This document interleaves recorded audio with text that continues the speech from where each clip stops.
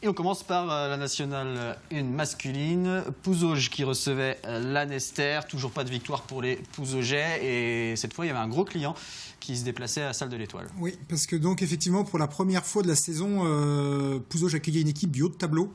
On avait vu jusque-là beaucoup d'équipes qui en fait se battent pour pas descendre. Et là, on avait Lanester, 4e du championnat. Alors en plus, on a eu très très peur au début de match. Les Bretons ont mis la pression tout de suite et on menait 8-2 au bout de 11 minutes. Donc on a pu craindre un moment de temps que l'équipe de Jean-René Aragon s'écroule assez vite. Mais finalement, ils ont eu une très très belle réaction et un beau sursaut d'orgueil pour égaliser une première fois à 11-11 à la 21e minute.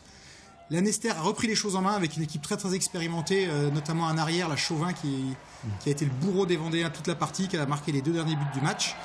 Lanester a refait un petit peu le trou. Pouzauges est revenu à nouveau au score à la 36e, 18-18.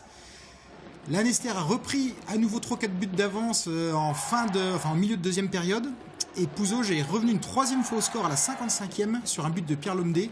Alors là, le public s'est levé. On a vraiment senti que la victoire était peut-être au bout du match. Et il y a eu 2-3 petits ballons que je ne pense pas qu'on va les voir, mais il y a eu 2-3 petits ballons qu'ils ont perdu. Là, c'est Pierre Lomdé qui va buter sur le gardien. Ça s'est joué vraiment après dans les dernières minutes sur 2-3 actions. Alors Pouzauges a mené sur un but de Benjamin Landry, a mené 29-28. Donc là, on a vraiment cru, le public était debout pour les dernières minutes.